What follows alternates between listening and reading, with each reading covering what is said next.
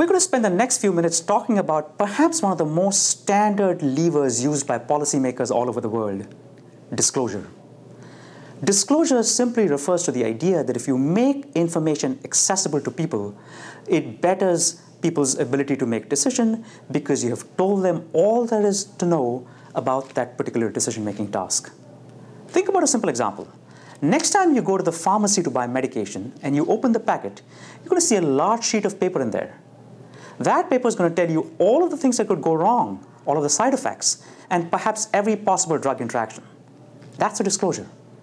Or every country has a regulatory authority that provides disclosure guidelines for financial markets. As most regulators would tell you, they would say, my job is to make sure, and I paraphrase, my job is to make sure that people have all the information they need in order to understand the risks when they make investments. Any regulator will tell you that they're not there to police what people should and shouldn't do. They don't care if people take risky decisions or not, as long as people understand the risk. And so the goal of disclosure is simply to make sure that people have information.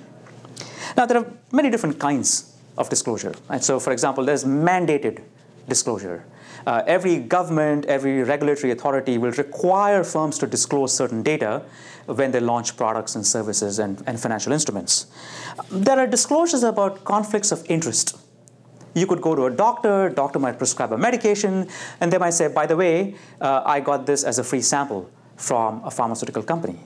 Or a financial advisor might disclose the fact that he or she has the incentive to recommend products by a certain company because they get a commission from that company. So a conflict of interest disclosure is one where an agent informs the principal about the fact that they might have the incentive to recommend certain products. We've also seen discussions recently about open governments. President Obama in the United States has spoken about the fact that all data collected by the US government should be made accessible to the citizens of the United States. And likewise, we've heard similar disclosure policies from several other governments. And finally, corporations often disclose all kinds of things, including product-related information, accounting reports, and so on and so forth, as well as plans for the future in terms of new products or new services. It's fair to say that over the last few years, we have now moved towards a regime of comprehensive disclosure, where the idea is that the more you disclose, the better informed people are, and therefore the better decisions they will make. Does disclosure work? Well, here are some simple human truths. Truth number one, providing information doesn't mean that that information is read. Truth number two, reading that information doesn't mean that the information is understood and used in making a decision. Truth number three, once you get to a certain point in time or a certain quantity of information, the more information you provide, the more likely is it that the information will be not used at all. So these are three things that we've learned from this course that should worry people who are proponents of disclosure. If you disclose too much, chances are good that that disclosure will not work at all. Now, earlier this year, Will Tucker and Dick Thaler wrote an interesting and important article in the Harvard Business Review, and they made a distinction between disclosure and smart disclosure. So what is smart disclosure? Smart disclosure is simply the idea that you can disclose as much data as you want, but you should provide consumers with the tools to curate and summarize that data into something that's meaningful for them. So rather than simply providing copious amounts of data, can you provide people with engines, and they use the term choice engines in their article, that will take the data and present it in a simple, meaningful form that actually helps the consumer make a better decision. So curating the data is key, and customizing the data to what that individual needs is the second key. Thaler and Tucker offered a number of examples in their articles, and I want to share three of them very, very briefly. The first one is a company called Brightscope.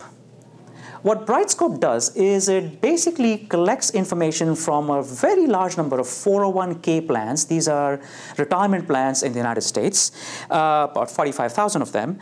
And it takes the data and it can summarize them into an overall score which captures the performance of each of those funds. It can give you the distribution of the performance of funds. It will also allow the end user to compare 2 or 3 or 4 specific funds on attributes that they think are meaningful to them. So what it is an engine that looks at a large mass of data, but allows the user to specify their criteria and then takes the data and summarizes it for the user along those criteria.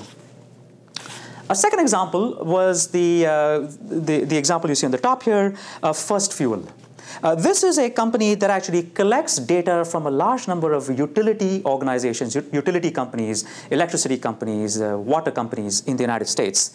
And they will then work with a given household and use information about the average cost of the utility to project the costs of that particular household over a year. So for example, as a household, I could go in, I could report 1 hour's worth of my own consumption data, and it would then project that data into what my annual bills are going to look like.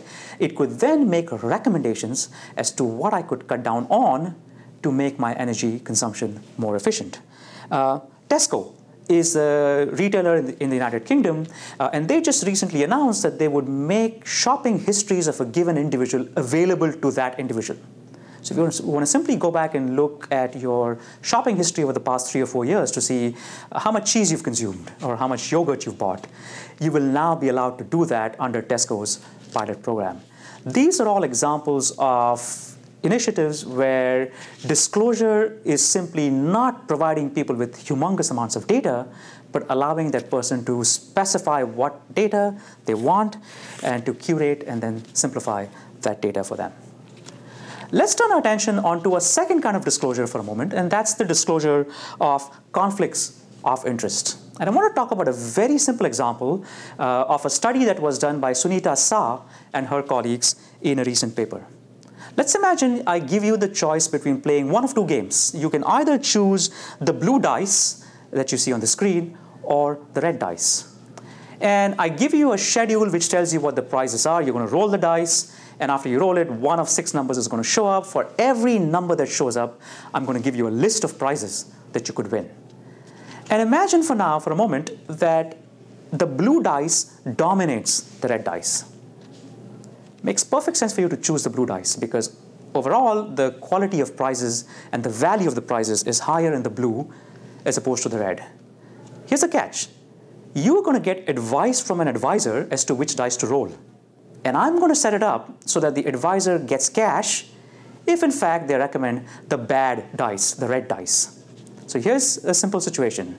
There's a blue dice. You look at the data. You think you should choose the blue one. An expert comes in and tells you you should choose the red one. What do? Sunita Shah and her colleagues had 2 conditions within this basic experiment. In one condition, the advisor simply gave advice. In a second condition, they disclosed the fact that they had a conflict of interest. They would say something like, I'm going to make a recommendation, but you should know that I get paid for the recommendation that I make if, in fact, you choose to go with that recommendation. And here's what they found, that if the advisor does not disclose a conflict of interest, 42% of people who were given the bad advice actually took the bad advice. Kicker. If the advisor disclosed the conflict of interest, 76% took the bad advice. So what happened here was disclosing the conflict of interest actually resulted in a negative effect. People were more likely to accept bad advice. Now, this could happen for a number of reasons. I mean, it could be that if you gave me bad advice, but you disclosed that you were getting paid, I trust you more. That's one possibility. Or it somehow lifts the burden of disclosure, if you will, and now, as an advisor, I've basically told you that I'm getting paid for giving you bad advice, but that might affect the way in which I give you advice. I might sound more confident, I might sound more reassuring. So there's a number of different things that could go on. But the point is that here's a classic, simple, compelling demonstration of the fact that disclosing the truth, disclosing the conflict, actually reduces in a negative effect. And these authors have actually done a number of experiments that actually showed this phenomena again and again and again. So this brings us back to the key question. Is disclosure good? In theory, if people are perfect processors of information, yes. If you disclose more, it turns out they will get more information on which to base their decisions, and that should result in better choices, but we know that people are not. Right? Will smart disclosure help us achieve this? Perhaps yes, is if in fact that smart disclosure engine could take all of the data and make it usable, then perhaps it will in fact increase the quality of decisions made. Second point to keep in mind, there are some behavioral biases where we know that actually providing information makes the bias worse. Overconfidence is a classic example. We've seen research over the past many years which shows that giving people more data makes the confidence go up, but does not change the accuracy. So you might actually have kinds of biases or certain situations where not only does disclosure not help, it might actually hurt, and we also saw that in the case of Sunita Shah and her experiments with the disclosure about conflicts of interest. Let me end up by talking about what I'm going to call the perverse effects of disclosure. This is where disclosure actually helps, but not because it provides consumers with better knowledge. Two simple examples. Many cities like Toronto and New York and Los Angeles post at the entrance to restaurants a sign which certifies the hygiene level of that restaurant based on an inspection. There was research done that suggests that people don't actually look at those signs very carefully when they choose a restaurant.